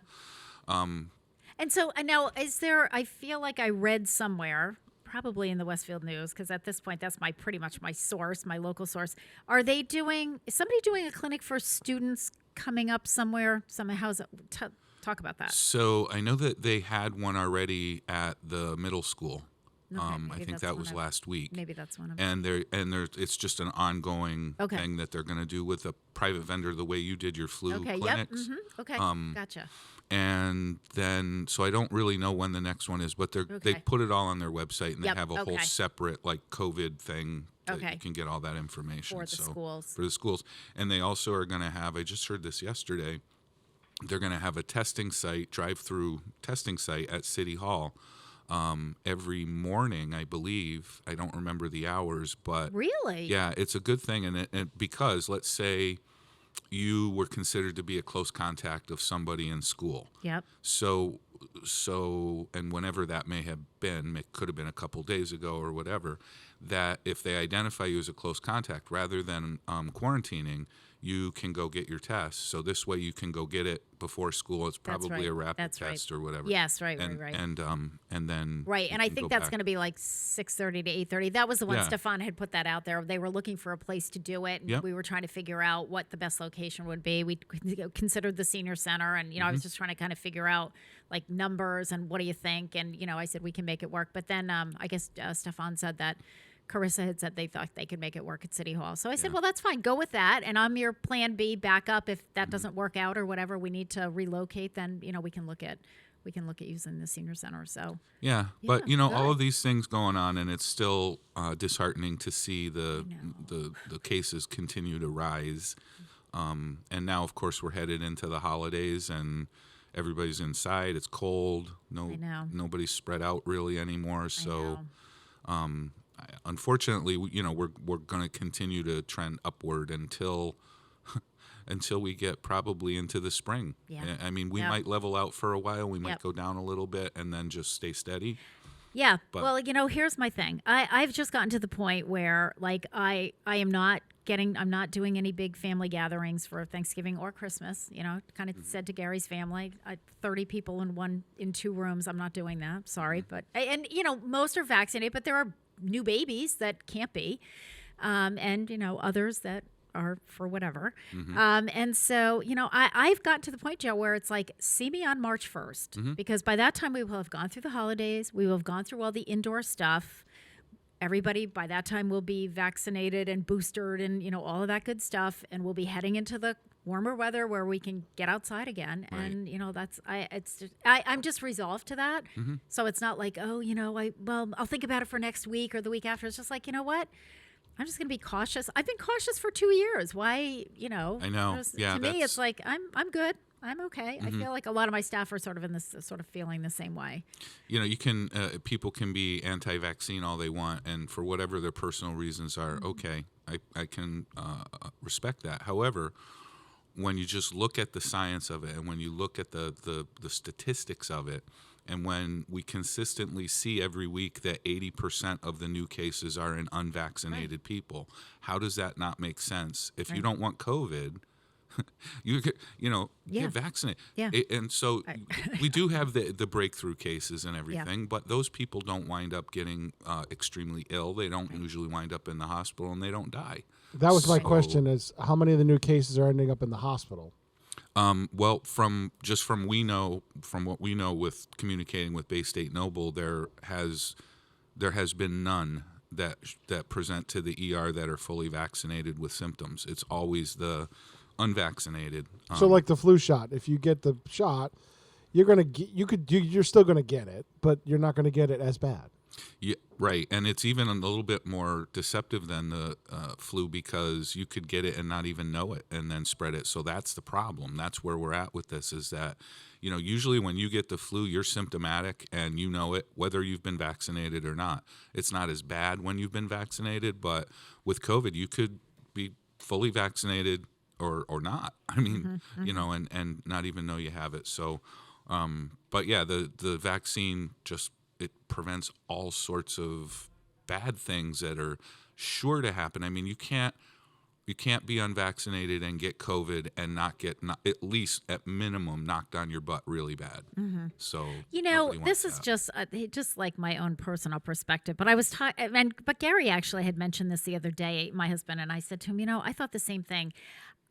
There has always been a group that has been pretty anti-vax for a variety of really good reasons. And I understand all that. And there are a few people that, from a religious standpoint, I mean, when I worked out in the Midwest, there was a religious faction that was, pretty anti-medication and, kind of standard medicine. And they were good people. And I had patients that way, and we tried to be very respectful. And I get that, but that's a really tiny minority. Right. As Gary said, all these people that are, not opposed to the COVID vaccine, they're people that didn't think twice about having their babies vaccinated with, measles, mumps, chickenpox, all the polio, all of those. And it's like, why this one? It's like, it's not that they're anti-vax for everything, because I could almost like that. Okay, that I get. It's just, no, this particular vaccine, either whatever, we don't think it's been researched enough, or we don't think, it's like, oh my God, Yeah. That part of it, I am really having a hard time. Well, yeah, the hesitancy with that and the rationale from most of the people that I've heard from is just what you said. I don't trust it. This was emergency approval. They rushed it. How did they possibly do enough research to know that it was going to be safe and not have long-term effects? The fact of the matter is that wherever you got that information from, it's wrong. It's wrong. Because COVID is SARS. SARS, you remember that? Yes. Right? We went through that whole scare years ago about SARS, and SARS has been around for a long time, and especially in Asia, and they've been doing research for years about this, and the vaccine for SARS, this is a version of that. So all they had to do was kind of reformulate what they were already working on to get it to be effective against COVID-19. It wasn't like they just made it up as they went along. So it was literally taking something that was already there and tweaking it for COVID, as opposed to what we're going to, because absolutely, if you were going to start from scratch, I mean, you're talking about years. That I understand. And I think initially that was my thought. It's like, they're not going to be able to come up with it. You know, when we were talking about the hope of a vaccine, and I kept saying, this is going to be a couple years down the road. You can't just invent develop a vaccine. But once I had an understanding of, we're not starting at the bottom, team. No. We're starting, if you're reading the book, we're on chapter like 9 out of, 10 or 11 chapters. So we've already done all of that preliminary. Well, that's a whole different story. Yeah, and they do the same thing every year with the flu shot too, and people don't know that. So they tweak it every year. So depending on what they think the research shows what the prevalent strains of influenza are, because there's different ones. It's not just flu. It's not exactly. But they do the same thing with that. It's like you call an audible at the last minute. You say, okay, we're going to change this now. Influenza A is going to be in the quadrivalent shot. And I think, Joe, the thing that's interesting to me is I think that information, like about the flu shot, has come out into mainstream media over the last several years. Because I can remember pre-COVID saying, it's not the same flu shot every single year. It's a different, it's a different strain. So if people seem to be able to understand that. So why are you okay? There's a carryover here for now understanding how the COVID vaccine was developed and where we're going and boosters and all of that other good stuff. So, well, hey, it's still a work in progress. And what I kept saying was, and I know, I can talk as much as I want and encourage people to get vaccinated. But really what it comes down to is providing that vaccines So what I kept saying is I think we need to throw our hat into the ring now because we have to move away from contact tracing so much, because it isn't that it's not working. It's just that it's not getting us out of this, nor are masks.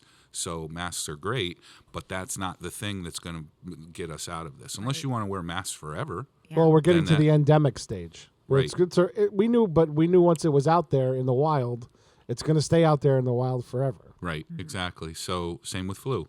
So but in order for us to, we can promote the vaccine, I think now we have to provide it, because at least this way, and I don't know, maybe there's some hesitancy about going to community pharmacies to get vaccinated, and I can understand that. I mean, they're not all it's not like this clinical environment. It's not going into like a clinical setting, and you don't know the people that are giving the vaccine. They're all duly qualified. However, it's just an optics thing. So I think that if we can provide it at, the way we used to do the flu clinics, and it's like, and you might have gotten some feedback this year, like, well, I want the health department to give me my shot. I did. I actually had a few people that called, made an appointment, and then canceled it when they realized that it wasn't the health clinic that was giving the shot. Even though, we tried to reassure them, but I understood, it's like, but I know the health department. I trust the health department. I don't want it from somebody that. Yeah, and we know that, we have nurses that have done this for years and years and years, and it's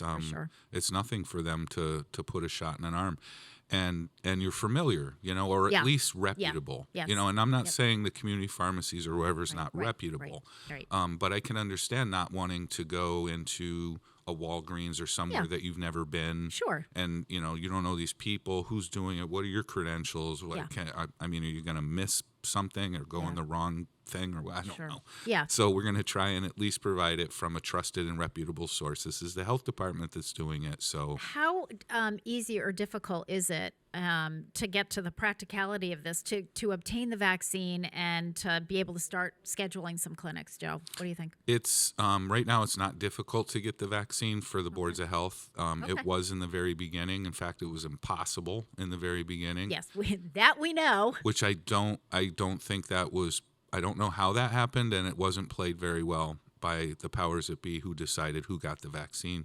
if they had given it to us in the beginning, we could have pumped that out, like Yep. I mean, we have plans and systems in place that we've had for 20 years that we could have gotten.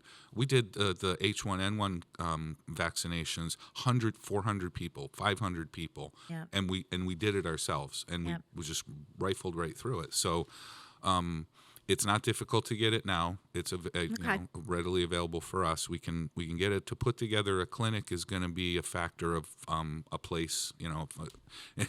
Okay. You got it. We got the place. I know, and so So we just have to come up with the scheduling, and then just like how you do sort of the registration piece. So that, I think that's a thing that we need to coordinate. But we're ready. Yeah, so we're not quite ready, but Okay. we're working on it, and and like I said, we pivoted and now have the nurses working on obtaining and scheduling a clinic. So hopefully, let's get through Thanksgiving. Yep. It's going to be sometime between probably early mid-December that we'll at least get one big one going, and then Perfect. Hopefully that'll make a difference. So Okay. we'll All right. On that note, let's take a breath. Yeah. Let's take a break. You're listening to WSKB 89.5 FM radio for the Westfield Masses and WCPC cable channel 15.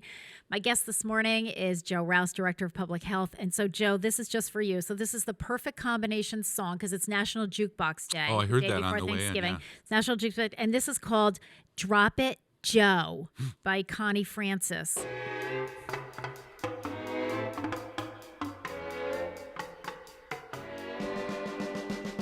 Joe fell in love with a campus queen.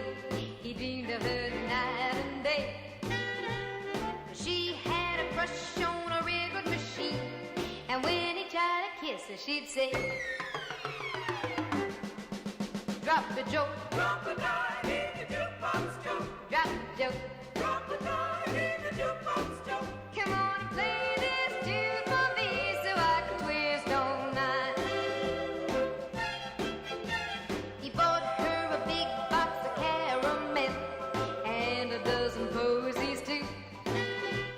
But when he passed the soda shop, he heard her yell, "Hey Joe, I've been looking for you." Drop the Joe, drop the dime in the jukebox, Joe. Drop the Joe, drop the dime in the jukebox, Joe. Come on and play this tune for me so I can twist all night. The poor guy was caught in the middle. It made him feel mighty low, 'cause he was playing second fiddle to a hi-fi stereo. But Joe wouldn't quit and he finally won.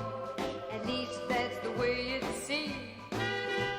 He married the chick and it really was fun till she made him buy a record machine. Drop the Joe, drop the dime in the jukebox, Joe. Drop the Joe, drop the dime in the jukebox, Joe. Come on and play this tune for me so I can twist all night. Come on, Joe, drop it, drop it.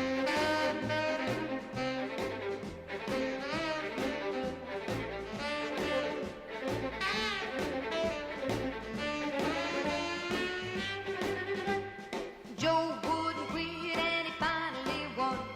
At least that's the way it seemed.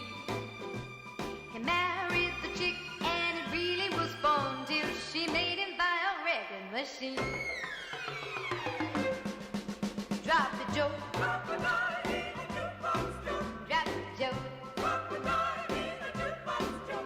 Come on and play this tune for me so I can dance all night. You wanna dance all night? So I can twist all night. You wanna twist all night? So I can feel. Support for community radio on WSKB is provided by Betts Plumbing and Heating Supply Company, an independent, family-owned wholesaler serving Westfield for over 50 years, specializing in plumbing, heating, and industrial piping supplies.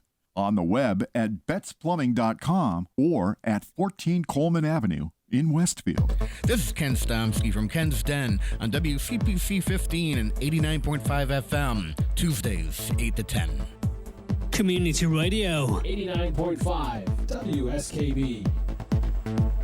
Live from Studio 120 at Westfield Technical Academy, this is WCPC Channel 15 and 89.5 FM, WSKB Westfield. Good morning, Westfield. It is 7:42. You're listening to WSKB 89.5 FM radio for the Westfield Masses and WCPC Cable Channel 15. My name is Tina Gorman. I'm your Wake Up Wednesday host, and my guest this morning, because it is the fourth Wednesday of the month, is Joe Rouse, Director of Public Health. You know, and we thought we'd talk about something different, like the pandemic. Yeah. So, Joe, I do have a couple of questions. One is because we are getting some questions about booster shots. Mm-hmm. So, and a couple of different things. So, first of all, if we, and you may or may not know the answer, so I'll just plant the seed, but if we were to run a clinic, a vaccine clinic, let's say at the senior center, would we be able to do vaccine for people who have not been vaccinated yet and boosters, or do you think those would be separate clinics? No, we could probably arrange it at the same And time. I Yeah, was we just just curious. need two different. I mean, I think primarily what we're hearing is because a lot of my seniors are, I mean, the vaccination rate among our seniors in Westfield had been up around, it was over 75%. Mm-hmm. So I was, really happy with that. That's great. Yeah, it is. And so most of the questions that we're getting now are around boosters. Are we going to be able to get a booster shot, especially for those people that we worked with the Housing Authority to get their initial shots? Right. And we partnered with them. So we had about 100 people that we had done that with. And so we are saying, yeah, well, we're going to make that happen for the boosters. But, then my thought was, but if, by some miracle, somebody decides, well, you know what? I think I just need to get the vaccine, haven't done anything yet.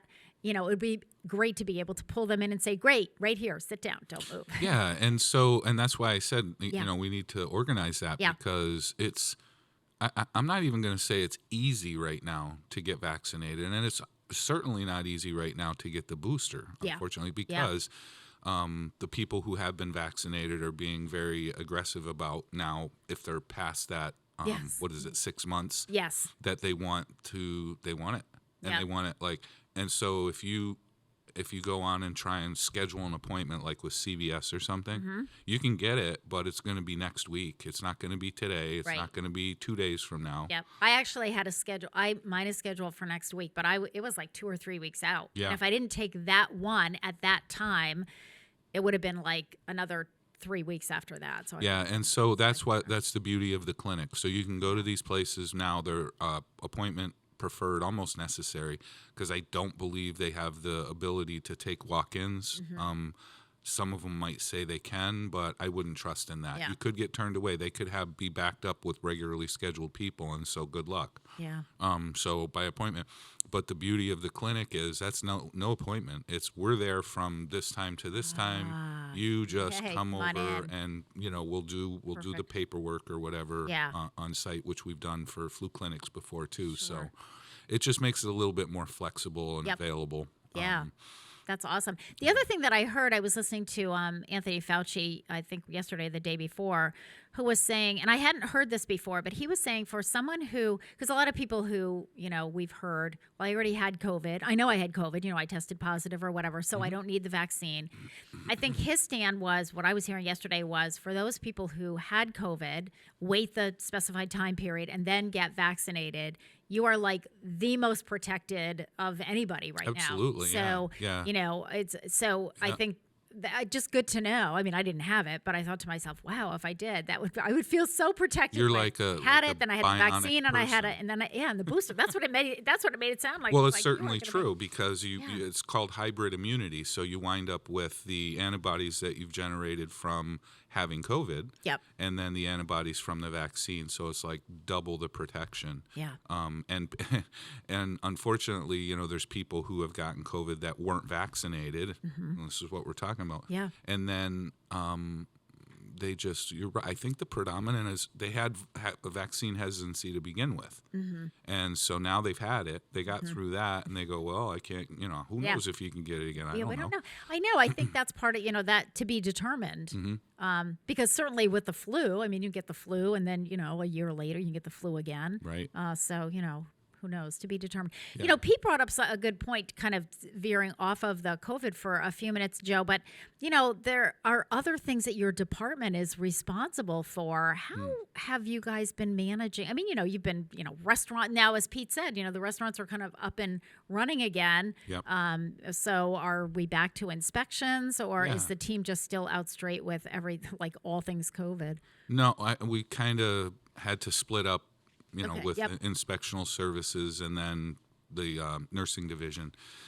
And because it's actually, and I know in the beginning of COVID, it was horrible and everybody, you know, shut down and people were scared and this was all a big new mystery thing. And we were out straight. And I kept saying, you know, we were working 25/8 and just on COVID, but we could because there was nothing else There was really nothing that open. needed to Yeah, be there was- to be done. You know, people weren't, and even like doing housing inspections for people if they have code violations, that was out the window too because it's like nobody wanted us to come in and we didn't want to go in. So we'll put a Oh my pin God, in I that. remember those conversations Yeah. at department head meetings. Like, we're not going No, anywhere. Yeah. and so it's actually harder for us this time around because it's business as usual out in the world. So we still have our regular routine things or responses to complaints and concerns that we have to deal with. And sometimes people don't understand that, you know, we're trying to get this in under the whole, you know, COVID catastrophe. Yeah. And our resources are very limited. So, but we're trying. So, unfortunately, you know, in the world of public health, you really want to do more promotions, and you want to be preventative, and you want Proactive. to have a just, you know, a healthier community in general. And that's a lot of what we're supposed to do, but we just can't. So now everything is we're just responding and reacting and putting out fires, and with COVID, we're putting out raging wildfire with a garden hose. So we're going to try and get something else. You know what, Joe, just to switch gears a little bit, how do you, I mean, that must really have an impact on your staff. How do you feel like you are managing that just with staff morale? I mean, it's got to be difficult. Yeah, it is. And it's, well, on the inspectional services side, it's difficult because, you know, they're getting just inundated. I mean, there's a large contingent of the population that it's like we're not in COVID times anymore. They talk about it like that was a thing. Like of the that past. was, well, when we were in the pandemic, we are in the pandemic. But Right. yeah, you're right. Yeah. There's a whole lot of people that talk about it like it's past tense. But it's worse now than it was even before we had a vaccine. So what does that say? Yeah. And but with the staff, especially the contact tracers, we have a 2 part-time contact tracers, and we have the 2 nurses, and they are getting battered and bruised every day. And I don't know how they haven't broken, quite honestly. I mean, there have been times where it's like I have to say, go take a break, go home, stay home, don't come in, because otherwise you're going to lose it. Because people now, as opposed to in the beginning where they were very concerned and cooperative and we were being very helpful, we're doing the same thing except the reaction is different. Yeah. Now it's confrontational. They don't want to comply.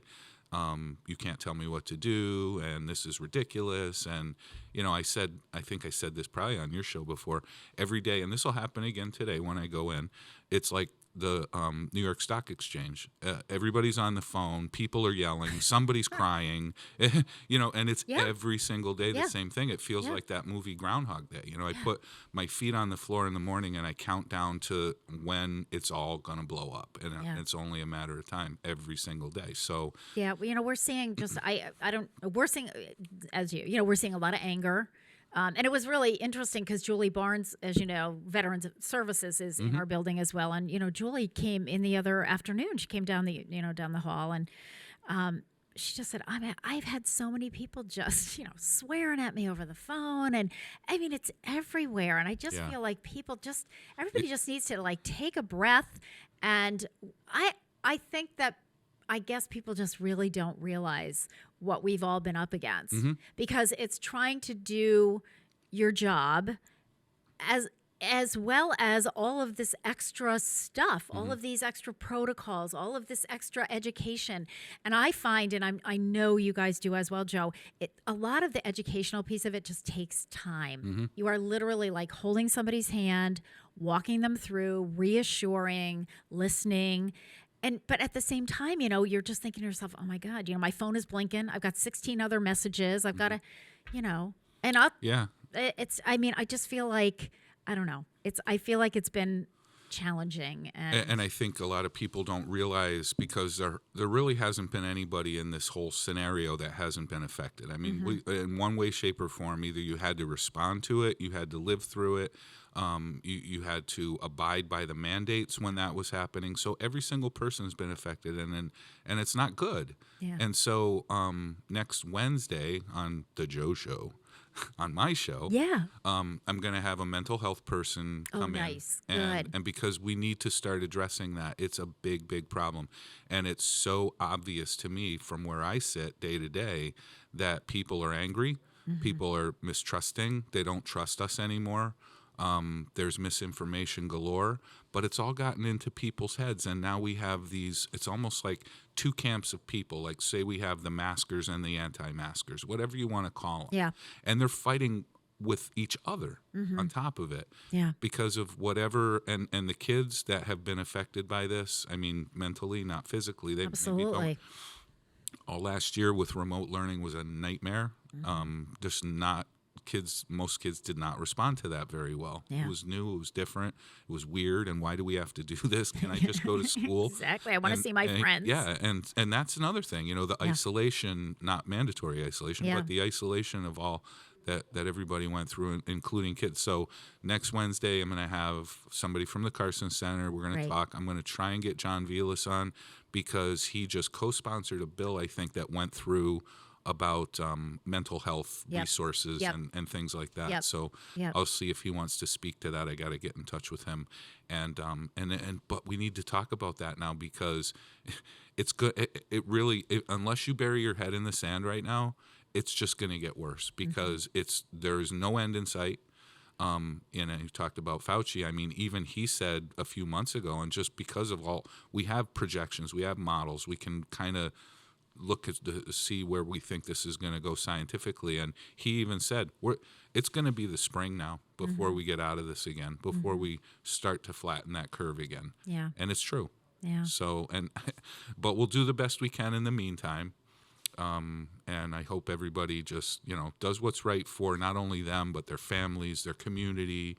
I kind of said a little I went off the rails on my last show, where I basically said, wait, why don't you care about people? Like, why aren't you doing the right thing? Is this really all about you? Is that what we're down to now? Yeah. Is this the selfish mentality that we're going to go with Yeah. for moving forward? Yeah. I don't agree with that. And, So, and it's my right. I am so sick of that expression. It's like, well, I have a right. Yeah. But, we all have a right to live together in the same community. you brought it up before. You've been vaccinated against mumps, measles, rubella. There's things that we've eradicated almost entirely by vaccinations that were done a long time ago with probably not even the same safeguards that exist now. Absolutely not. Absolutely. I remember my mother, she showed me one spot that she got vaccinated in on her arm, and it's this circular thing. I don't remember which. My mother had the same thing. I don't know. It was like and I some bet a lot sort of, of I bet some of my seniors did. It was like a gun. It was yes. like a which could poof, Yep, and they exactly. You're right. shot I had full forgotten everything. about that, Joe. But a lot of people used to have that scar on their arm, and Yep. it did. It was a circular. Yeah, like kind of looked like a little, like little dimples in it. Yeah. Yep, exactly. And so that was. I mean, think about that, and the ingredients and the method in which they made these vaccines, talking about like in the 50s and the 60s. Yeah. But everybody got them, and we're all still here. Yeah. Exactly. And maybe we're all still here because everybody got them. Exactly. So who knows? On that note, so we will try very hard to get some clinics going. Yep. To bring our health department in, so less contact tracing and more preventive and being proactive. Gotta get that out there. Yeah. And I just sometimes I get caught up with some of the stuff that I read, and I was really disturbed about some stuff that I had been reading in the local paper. Kind of like, the health department should have done this, should have done that, could have done more. When you're down in the trenches, I feel like our health department, Joe, you, the team, Deb Mulvanna, Evelyn, everybody, Tommy, everybody, Steve, has just I know you've put like 300% into this for this is going on almost 2 years. Sad. So, and as my thank you, I just want to thank you for Thanksgiving. Things that we're thankful for, people that we're thankful for. And I actually put that in writing. We'll see if they put it in the paper. But yeah, because I think that I just know that you have worked so hard on this and, had to keep pivoting and changing and readjusting as we all have. And it has been a challenge. But, I just want our viewers to know that we have all and continue to do our very best based on the information that we have, based on the staffing that we have, and based on our staff. I think the other thing people need to remember is the staff, the city employees, the people that we have lives outside of our jobs as well that are challenging. We have kids in school, we have parents in nursing homes, so all of those other things we're trying to help people along in our jobs, and we're also trying to manage that in our personal lives. So doing the very best that we can, folks. I don't know what else we can do. I don't know. Yeah, and there's no. I mean, we're trying to do what's right. There's no politics involved in it. Right. There's no ulterior motive. Nope. We're just trying to keep people from dying, I guess. Absolutely. It's important. Well, Joe Rouse, Yeah. Director of Public Health, thank you for coming in. Thank you for sharing. Please go out there, get vaccinated. If you have questions, get reliable information. If nothing else, read Juanita's article every week in the Westfield News. I think she's done a fabulous job educating and keeping people up to speed. So have a wonderful Thanksgiving, everyone. Have a safe Thanksgiving. If you are traveling, be safe on the roads. If you are having family gatherings, just be conscious of all of the precautions that we need to take. Keep washing your hands. As Juanita keeps saying, wash your hands, distance yourself, mask up, get vaccinated. It's like the mantra. But have a happy Thanksgiving. And stay healthy, my friends. There you go.